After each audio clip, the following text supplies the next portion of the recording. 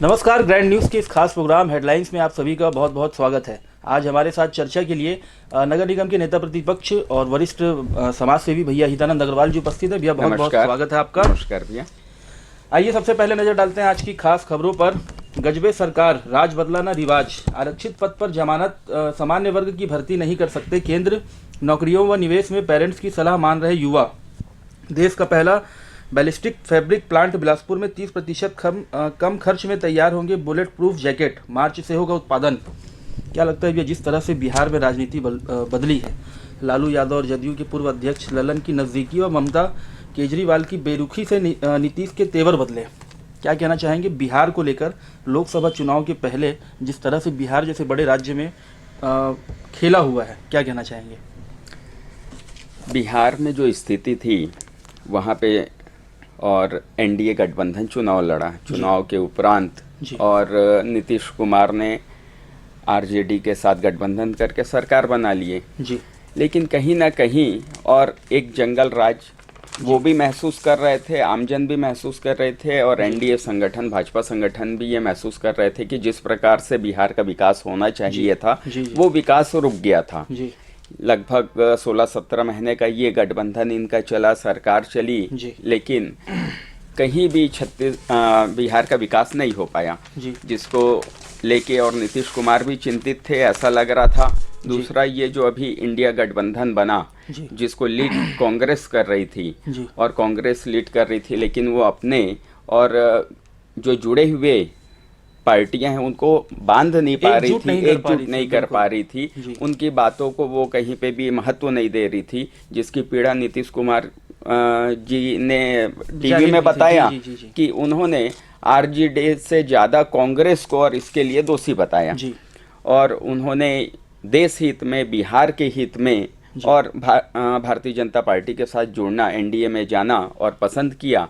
और भारतीय जनता पार्टी तो अपने आप में एक सागर है, आज विश्व की सबसे बड़ी पार्टी बन चुकी है, हिंद महासागर है मैं बोलूँगा। उसमें अगर कोई नदियाँ आके मिलती हैं, और नदियाँ स्वच्छ नदी आके मिलती है, नदियाँ गंदगी से अगर रहित हैं आकर मिलती है तो स्वागत है। और भारतीय जनता पार्टी का एक ही उद्देश्य है कि हर प्रदेश का विकास हो, पूरे हमारे देश का विकास हो, जिस उद्देश्य को लेके चल रही है। नीतीश कुमार ने प्रस्ताव दिया, भारतीय जनता पार्टी ने स्वीकार किया, अब वहाँ भी डबल इंजन की सरकार बन गई है। निश्चित ही उसका फायदा बिहार के लोगों को होगा, वहाँ जंगल राज खत्म होगा, जिस प्रकार से अराजकता फैली हुई थी वो सब खत्म होगा। क्या लगता है जिस तरह से इंडिया बनाया गया, ऐसा नहीं लगता कि मेढक को तौलने के बराबर हो रहा है? सब कोई कहीं ना कहीं विच्छेद हो रहे हैं, कहीं ना कहीं दूर भाग रहे हैं, एकजुट नहीं हो पा रहे हैं। सब अलग अलग विचार और मानसिकता के लोग हैं जी।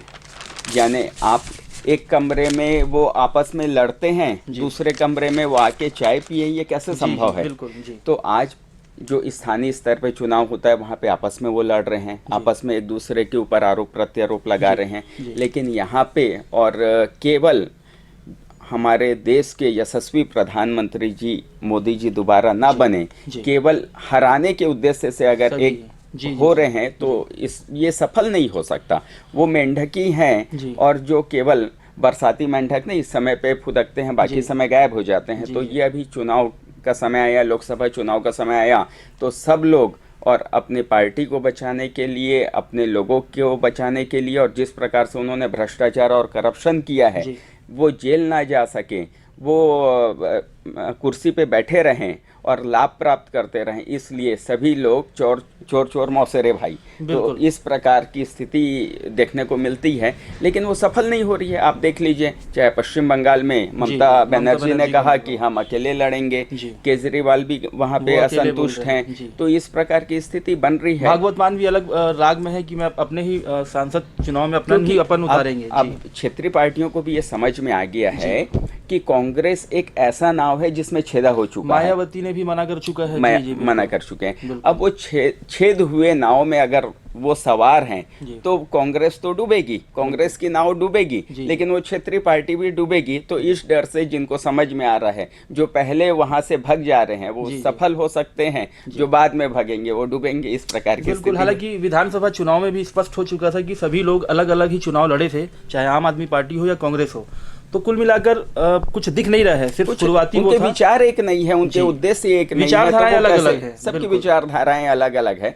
आपस में वो विधानसभा में चाहे नगरीय निकाय चुनाव में एक दूसरे से लड़ रहे हैं, जी। और लोकसभा चुनाव में आप गठबंधन करेंगे तो जनता जनार्दन है, जनता सब समझती है। सीटों को लेकर जो मतभेद है, और दूसरी तरफ राहुल गांधी यात्रा पर निकले हुए हैं, उनके साथ कोई नहीं है, वो सिंगल चल रहे हैं, उसका कितना नुकसान या लाभ होगा लोकसभा चुनाव में? इसके पहले भी विधानसभा चुनाव के पहले वो यात्रा पर थे।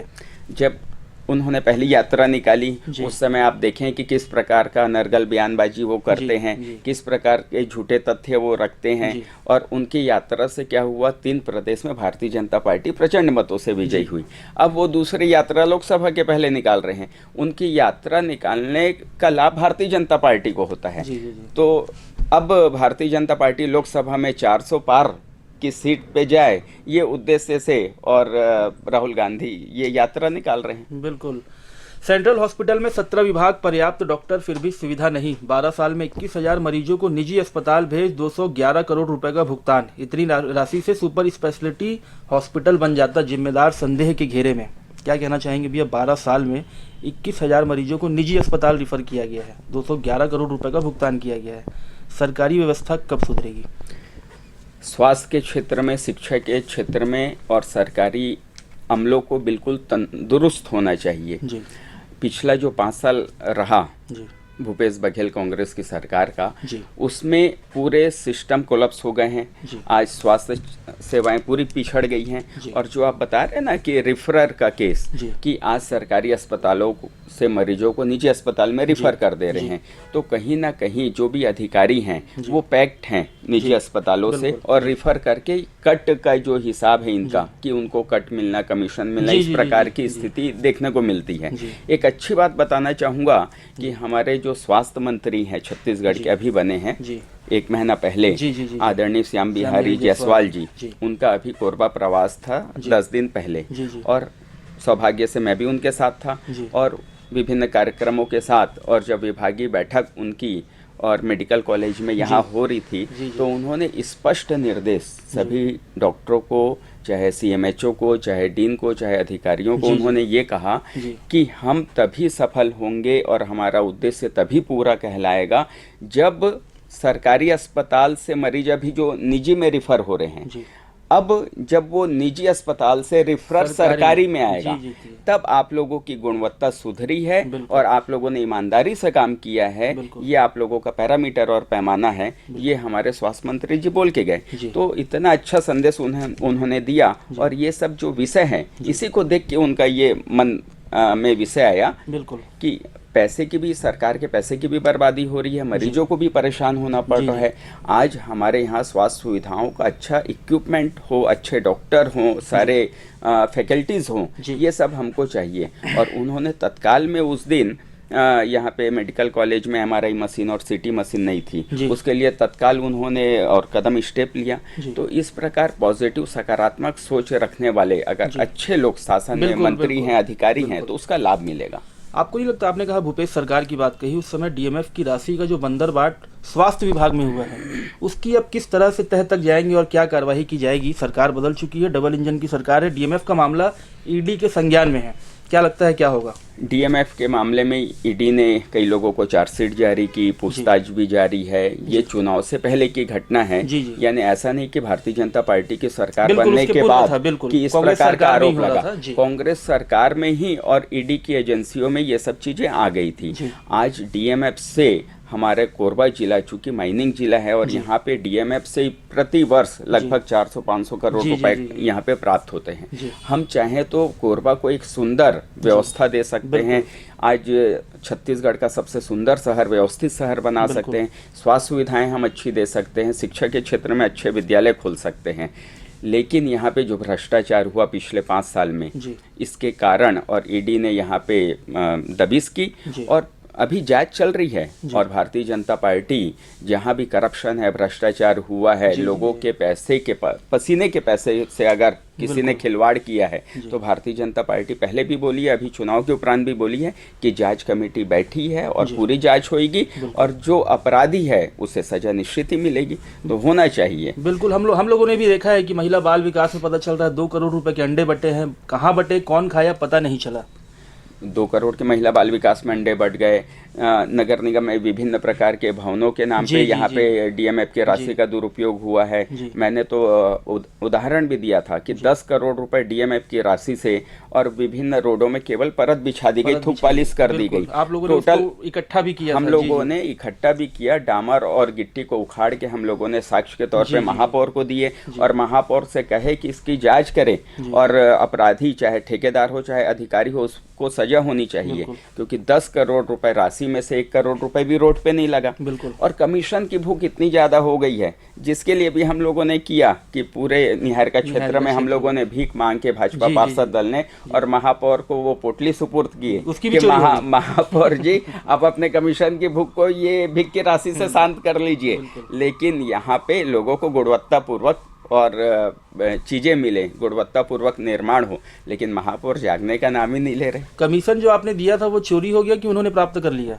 अब ये जांच का विषय है। हमने तो उसके लिए और रामपुर थाने में वो आवेदन भी दिया कि हमने जो वहाँ पे महापौर वो सौंप के आए, पोटली दे के आए, वो पोटली गायब है, तो या तो महापौर जी स्वीकार करे कि वो पोटली उन्होंने प्राप्त कर ली है और या चोरी हो गई है तो किसने चोरी की, वो पुलिस जांच करे। तो हमने रामपुर चौकी में, थाने में, और हमने आवेदन भी इस बात का दिया था।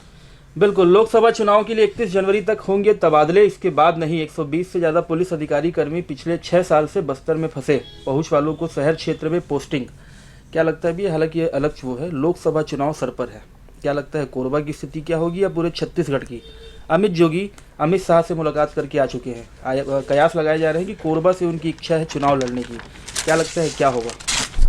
भारतीय जनता पार्टी जिस प्रकार से प्रदर्शन कर रही है, जिस प्रकार से 2014 से लेके और 24 तक लगातार 10 सालों में और माननीय नरेंद्र मोदी जी ने देश को चहुमुखी विकास दिया है, चाहे इंफ्रास्ट्रक्चर क्षेत्र में आप देख लीजिए, आज रोड जिस गति से बनी है, आज रेलवे के क्षेत्र में जिस गति से देश में विकास हुआ है, आज विभिन्न प्रकार के एयरपोर्ट बन गए हैं, आज शहरों को जोड़ दिया गया है, आज शिक्षा के क्षेत्र में, स्वास्थ्य के क्षेत्र में उन्होंने चिंता की है, रोजगार को उन्होंने बढ़ाया है, 10 सालों में गरीबी और 25% लगभग नीचे आ गई है, अर्थव्यवस्था उन्होंने टारगेट किया कि 5 ट्रिलियन बनाएंगे और लगातार हम ऊपर जा रहे हैं। आज हमारे देश का मान सम्मान पूरे विश्व में बढ़ा है, भारत विश्व गुरु बनने जा रहा है।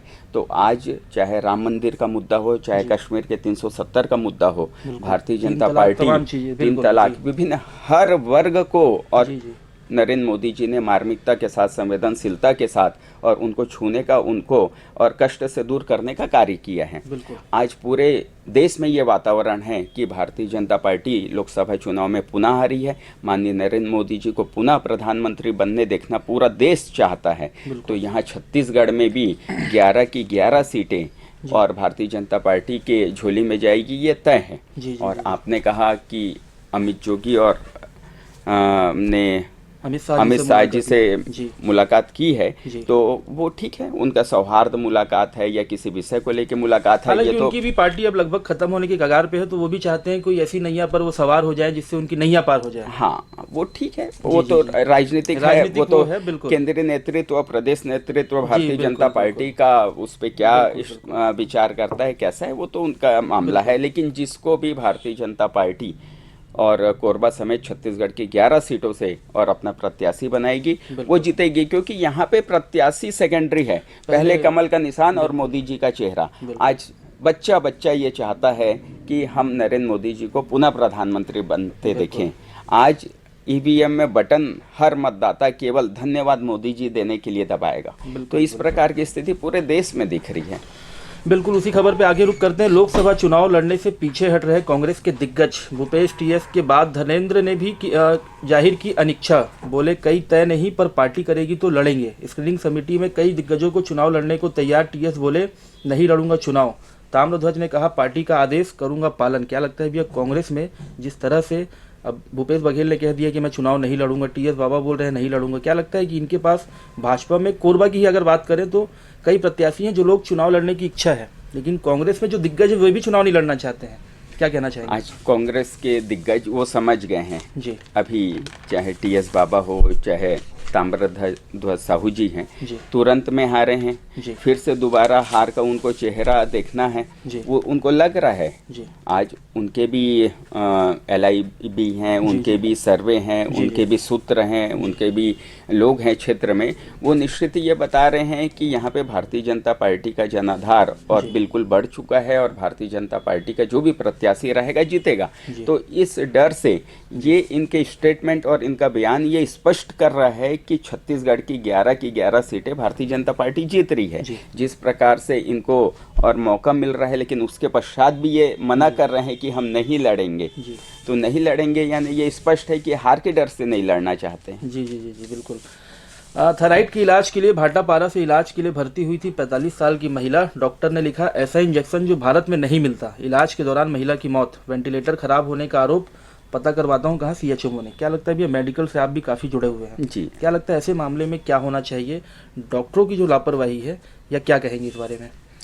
सरकारी अस्पताल में डॉक्टरों की निश्चित ही लापरवाही है, लेकिन ये भी है कि 10 में से आधे डॉक्टर आपको अच्छे मिलेंगे और आधे डॉक्टर जो हैं वो लापरवाह मिलेंगे। जी जी जी मरीज अगर लापरवाह डॉक्टरों के चक्कर में फंस गए तो लापरवाह डॉक्टर एक तो समय पे वहाँ पे हॉस्पिटल नहीं पहुँच पाना, उसके पश्चात गुमराह करना मरीजों को, समय पे सही ट्रीटमेंट नहीं मिल पाने के कारण और मरीज परेशान होते हैं। और जिस प्रकार की दवा की बात पेपर में अभी आपने कहा कि वो दवा इस प्रकार की लिख दिए कि वो यहाँ पे मिलती नहीं है, और डॉक्टरों की जिम्मेदारी है कि वो पता करके बताए मरीज को कि ये दवा कहाँ से आप प्राप्त कर सकते हैं। और अगर वो दवा उपलब्ध नहीं हो पा रही है तो मरीज को ऐसे नहीं छोड़ना चाहिए, उसका कोई सब्स्टिट्यूट या कुछ विकल्प ढूंढ के और मरीज के जान बचाने की पूरी कोशिश करनी चाहिए। और इस प्रकार के डॉक्टरों के ऊपर, इस प्रकार की व्यवस्था के ऊपर तो कार्रवाई होनी चाहिए।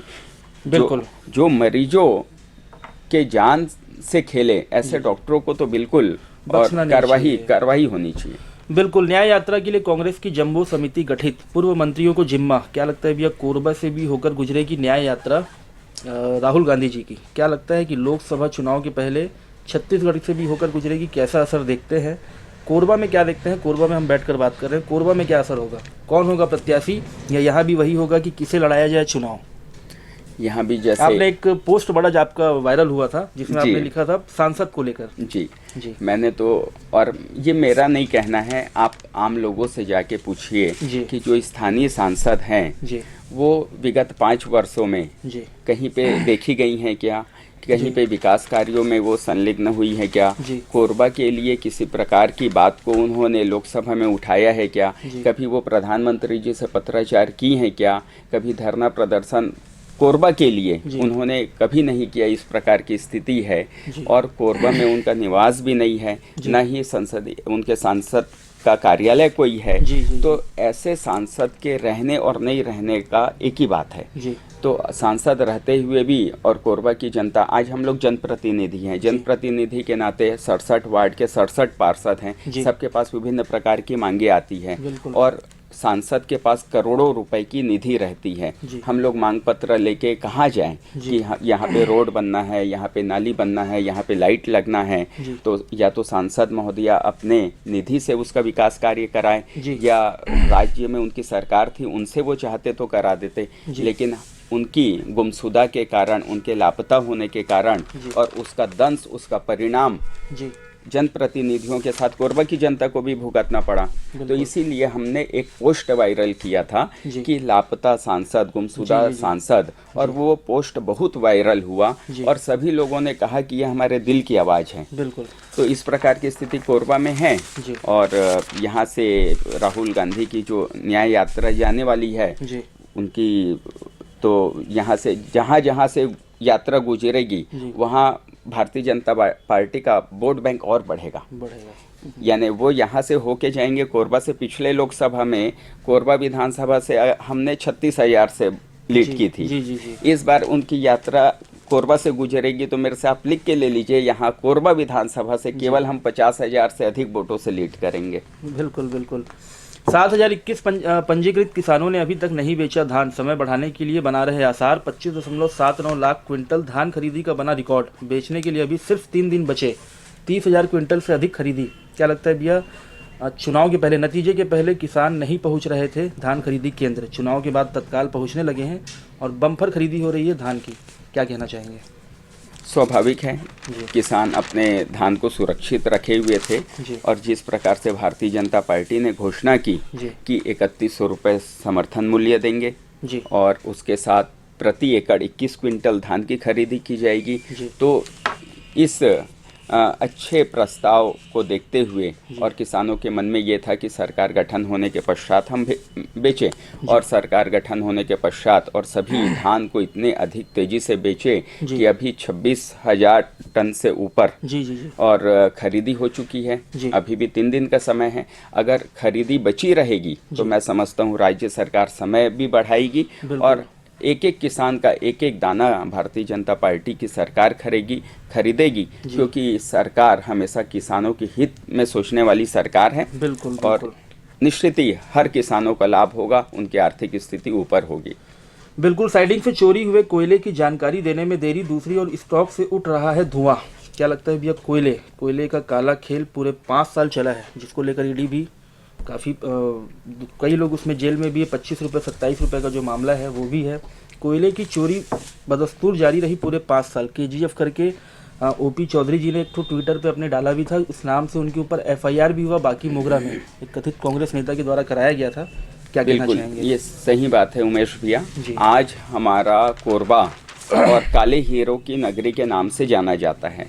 आज एशिया की सबसे बड़ी माइंस हमारे कोरबा में है। आज गेवरा, दीपका, कुसमुंडा, मानिकपुर, रजगमार, कई हमारे माइंस हैं और कोयला यहाँ से निकलता है, पूरे देशों में जाता है। और ये संपदा हमारे कोरबा की संपदा है, हमारे देश की संपदा है। इसको चोरी करने का किसी को अधिकार नहीं, और अगर कोई चोरी करता है तो उसके ऊपर कड़ी से कड़ी कार्रवाई होनी चाहिए। पिछला जो 5 वर्ष बीता, 5 वर्ष में आप रिपोर्ट देख लीजिए, और जो KGF की बात बोल रहे हैं बिल्कुल सही बात है।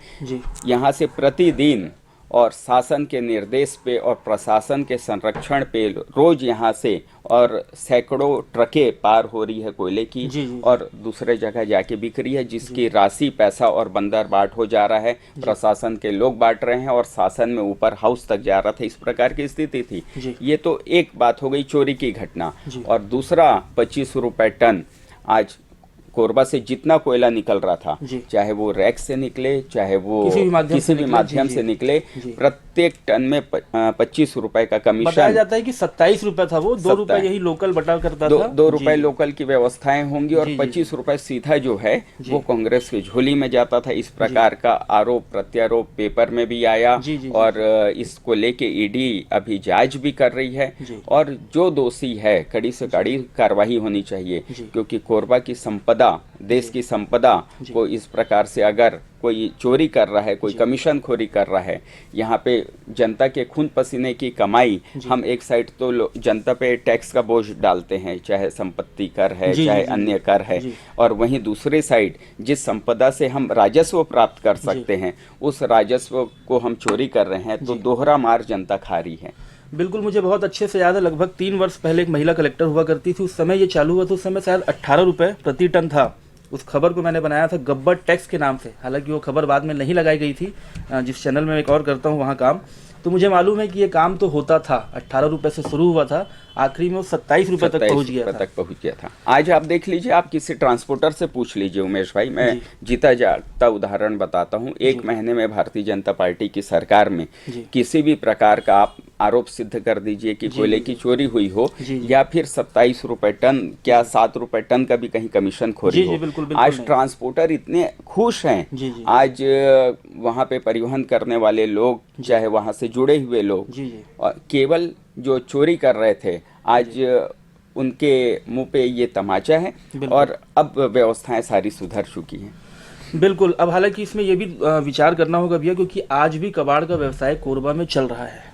अब वो किसके इशारे पे चल रहा है, किसके सह पे चल रहा है, वो अलग विषय है। वो चल रहा है काम, बाकी सभी तो लगभग बंद हो चुके हैं। अब धीरे धीरे कबाड़ कबाड़ का काम भी, चोरी का काम, कबाड़ का काम, ये नहीं होना चाहिए भाई। ठीक है, जो घरों का वेस्टेज कबाड़ है वो अलग विषय है, लेकिन खदानों में या सरकारी, जैसे कबाड़ में क्या होता था पूर्व की सरकार में अपन देखे हैं कि शासन के बिछे हुए पाइपलाइन को काट के ले जा रहे हैं, चले जा रहे हैं, वहां से लोहे को काट के ले आ रहे हैं। तो इस प्रकार से जो थी व्यवस्थाएं उस पे बंद होनी चाहिए, और अगर अभी भी हो रही है तो मैं तो सभी से अनुरोध करूंगा कि इस प्रकार की जानकारी उपलब्ध कराएं, ताकि हम और शासन को बता के तुरंत उस पे रोक लगवा सकें। इसके पूर्व जो पुलिस के अधिकारी रहे होंगे, जो लोग ये इस तरह के कृत्य कराए हैं, चाहे वो कोयले का मामला हो या डीजल का मामला हो, ऐसे मामले में उस वैसे अधिकारियों पर क्या कार्रवाई की जाएगी? हालांकि वो तो कहीं ना कहीं बंधे थे ऊपर के हाथ में, कि ऊपर से निर्देश उनको मिला होता था कि ये काम आपको करवाना है, तो उनके हाथ बंधे थे, तो ऐसे लोग पे भी कार्रवाई होगी?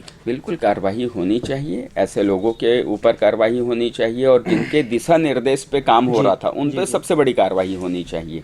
आज मंत्रालय में बैठे हुए, हाउस में बैठे हुए लोग और उनको टारगेट दे रहे हैं कि आप कुछ भी करो, गलत काम करो, लेकिन इतनी राशि आपको पहुंचाना है। तो जिसके इशारे पे हो रहा था उसके ऊपर बड़ी कार्रवाई होनी चाहिए, और जिन्होंने किया उनके ऊपर भी जांच होके और उन्हें भी और सजा मिलनी चाहिए। कोरबा तो वैसे भी मलाई वाली जगह है, तो यहाँ पे बताया जाता है कि काफी पैसा मांगा जाता था। जब पैसा मांगेंगे तो यहीं से तो वसूल के देगा। ये सिस्टम ही गलत था ना। आप किस बिकती थी यहाँ की सीटें, जो जानकारी आती है कि अच्छे अच्छे जिलों की सीटें, चाहे कोरबा हो, रायगढ़ हो, बिलासपुर, रायपुर, इस प्रकार की सीटें बिकती थी, बोली लगती थी। और प्रशासनिक क्षेत्र में यानी इतनी अव्यवस्था, इतना अराजकता, यानी आप खुद सोचिए कि वसूली के लिए यहाँ किसी को भी आप बैठा दे रहे हैं और इस प्रकार से वसूल के और आपको पहुँचाना है, तो ये तो बिल्कुल निंदनीय घटना, और इस पे जांच होनी चाहिए, कड़ी से कड़ी कार्रवाई होनी चाहिए। बिल्कुल। स्कॉर्पियो से पहुंचे बदमाश, टंकी तोड़ डीजल लूटा, क्या कहना चाहेंगे? भी उसी विषय पर आते हैं, आपके भी काफ़ी परिचित होंगे। ट्रांसपोर्टर डीजल चोरों के आतंक से बहुत परेशान है ट्रांसपोर्टर, क्या कहना चाहेंगे? ऐसे लोगों के लिए क्या कार्रवाई होनी चाहिए, कड़ी कार्रवाई क्या होनी चाहिए? इसके लिए पेट्रोलिंग गश्त थोड़ा सा बढ़ना चाहिए उमेश भैया। और आज ट्रांसपोर्टर, आज बेचारे कंपटीशन का समय है। ट्रांसपोर्टर अगर ईमानदारी से काम कर रहा है तो वो उतना अधिक कमाने की स्थिति में नहीं है, वो केवल अपना घर परिवार चलाने की स्थिति में है।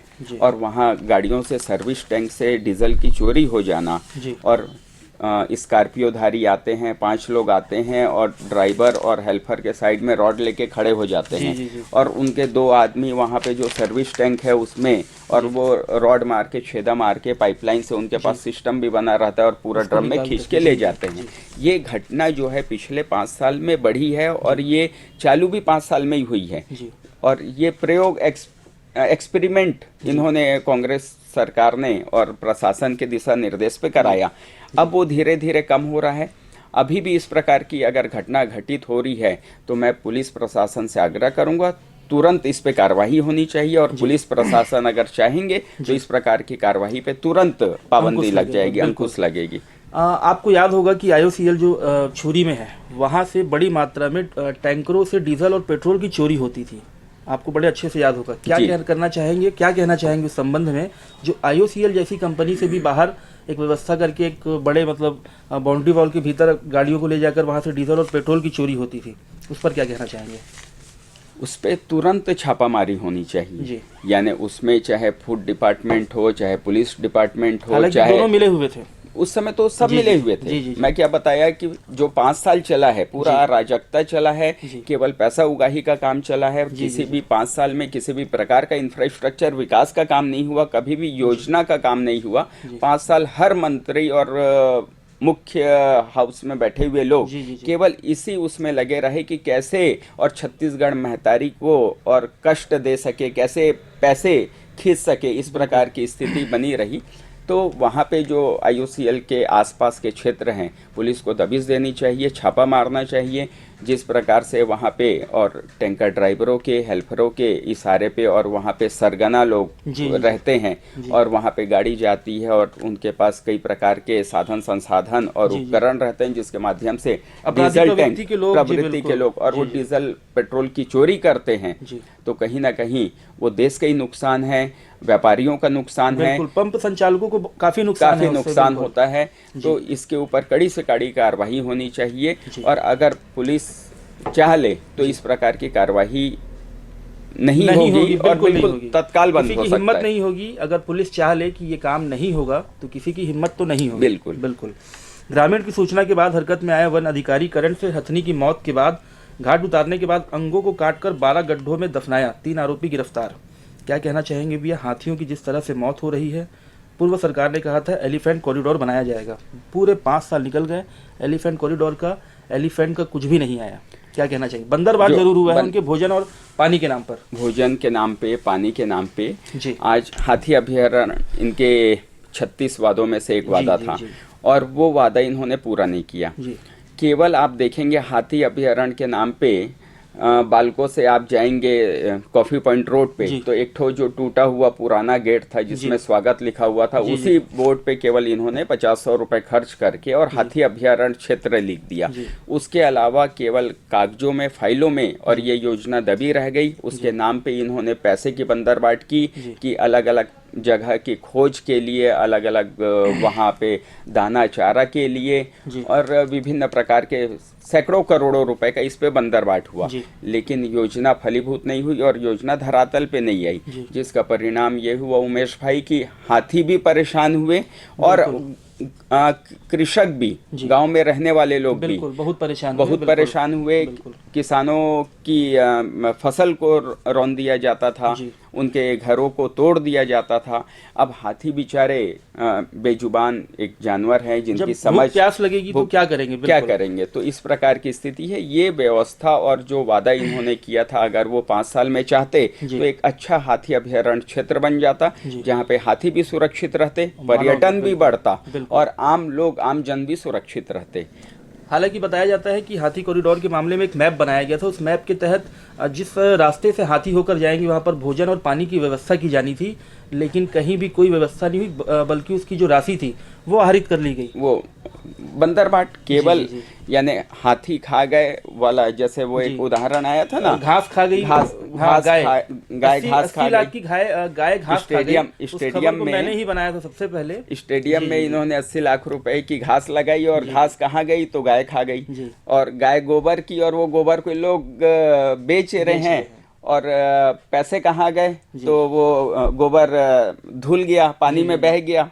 तो इस प्रकार की रचना में इन लोग कांग्रेसियों को महारत हासिल है। बिल्कुल। अभी मेरे कुछ परिचित है जो ठेकेदार है और निगम में ठेकेदारी करते हैं, उनका बताना था कि जो भी वहाँ पर आयुक्त महोदया है उनके द्वारा पूरी तरह से कमीशन को बंद करवा दिया गया है। पहले पायदान से लेके आखिरी पायदान तक जिनको जो पहुँचता था उसे बंद करा दिया गया। क्या कहना चाहेंगे? बिल्कुल। अभी हमारे नगरीय निकाय मंत्री आदरणीय अरुण साहू जी बने हैं और उन्होंने विभागीय बैठक, अभी तक 3-4 विभागीय बैठक ले चुके हैं 15-20 दिन के अंदर, और उनका स्पष्ट निर्देश है कि कमीशन खोरी बंद होना चाहिए, गुणवत्तापूर्ण काम होना चाहिए और कॉम्पिटिटिव रेट में काम हो, अच्छे से काम हो, इस प्रकार का उन्होंने निर्देश किया है। और उसी निर्देश का परिणाम ये है कि यहाँ के कोरबा की आयुक्त महोदया ने ये निर्देश दिया है और ये अच्छी बात है कि उन्होंने त्वरित और ये कार्रवाई की है कि कमीशन खोरी बंद होना चाहिए। न कमिश्नर कमीशन लेगा, ना नीचे के अधिकारी कमीशन लेंगे, और मैं तो बोलता हूँ महापौर का 3% कमीशन भी बंद हो जाना चाहिए। शायद बंद हो गया, इसी के लिए ज्यादा पेट में दर्द हो रहा है। होना चाहिए, क्योंकि कमीशन, जब आपको सैलरी मिल रही है, तनख्वाह मिल रही है और आप सेवा भाव से जब जिम्मेदारी लिए हो तो आपको सेवा भाव से करना चाहिए। आप उस कुर्सी में बैठ के व्यवसाय नहीं कर सकते, कमीशन नहीं कर सकते। आज हम तो ऐसे ऐसे लोगों को, पार्षदों को देखे हैं जो अपने जेब से और जनहित का काम करते हैं, लेकिन यहाँ पे महापौर जी को ये शर्म आनी चाहिए कि 5 साल तक और 3% कमीशन वो लेते रहे और कितना नुकसान जनता का हुआ है। यानी आपने अपने 3% के कारण और क्षेत्र का लगभग 30% का नुकसान किया है। बिल्कुल। आज इसी का तो उदाहरण है कि कोई गुणवत्तापूर्ण काम नहीं हुए। आपको नहीं लगता कि उस वजह से भी विधानसभा चुनाव में जो कांग्रेस को करारी हार मिली है वो एक बड़ी वजह थी? बहुत बड़ी वजह थी। और महापौर ने जिस प्रकार से पूरे नगर निगम क्षेत्र को, क्योंकि 67 वार्ड में से 58 वार्ड 59 वार्ड वो कोरबा विधानसभा का एक्सक्लूसिव है, तो आज महापौर की जिस प्रकार से कार्यशैली रही, निगम में बैठे हुए कांग्रेसी जो उनके MIC मेंबर थे, उनकी जिस प्रकार से कार्यप्रणाली रही, उसका परिणाम ये हुआ कि जनता ने, और जनता ये जानती थी कि महापौर जो है वो मंत्री, जो पुराने मंत्री थे, उनके कहीं ना कहीं नक्शे कदम पे चलते थे और उनके कठपुतली थे, रबड़ स्टाम्प थे, तो जिसका नुकसान और उनको निश्चित ही हुआ है, क्योंकि जनता अब सब समझती है, सब देखती है। आप देख चुके हैं कि इस चुनाव में किस प्रकार से एक साइड पैसा बटा और एक साइड पैसा नहीं बटा, लेकिन जनता ने धन बल जन बल का एक नारा दिया गया था, तो धन बल के आगे जन बल जीता है। तो जनता देखती है कि कौन ईमानदारी से हमारे लिए काम कर सकता है, कौन हमारी आवाज को उठा सकता है। हम लोगों ने 5 साल तक लगातार संघर्ष किया और विपक्ष की भूमिका में अवरुद्ध विकास कार्य हो, चाहे भ्रष्टाचार हो, करप्शन हो, ये जनता के बीच लाने में हम सफल हुए। हर बार हमने और महापौर को जगाने की कोशिश की, तो जनता ये 5 साल में देखी है कि कांग्रेस की कार्यप्रणाली कैसी है, जिसका परिणाम उनको मिला। बिल्कुल। अब आखिरी में खबर का रुख करते हैं। पुलिस आरक्षक परिवारों के बीच पहुंचे पहली बार गृह मंत्री। कवर्धा के विधायक और छत्तीसगढ़ के गृह मंत्री विजय शर्मा जी पहुंचे थे पुलिस आरक्षकों के परिवार के पास। क्या कहना चाहेंगे? काफ़ी जमीन से उठकर उनको बड़ा आदमी बनाया है अमित शाह ने उनको, जैसा उनको कहा था। क्या कहना चाहेंगे? किस तरह के व्यक्ति आप नज़दीक से जुड़े हैं? बिल्कुल, जब वो भारतीय जनता युवा मोर्चा में प्रदेश अध्यक्ष थे, तब से मैं उनसे जुड़ा हुआ हूँ। और आदरणीय विजय शर्मा जी बिल्कुल जमीन से जुड़े हुए हैं। उनके चुनाव में कवर्धा क्षेत्र में जब वो घरों पे जाते थे वोट मांगने, तो लोग स्वयं उनका तिलक करते थे और आप चुनाव लड़े करके उनको 10, 20, 50, 100 रुपए का लोगों ने सहयोग किया। और वहाँ पे अकबर जैसे मंत्री, कद्दावर मंत्री को उन्होंने और शिकस्त दी, हराया।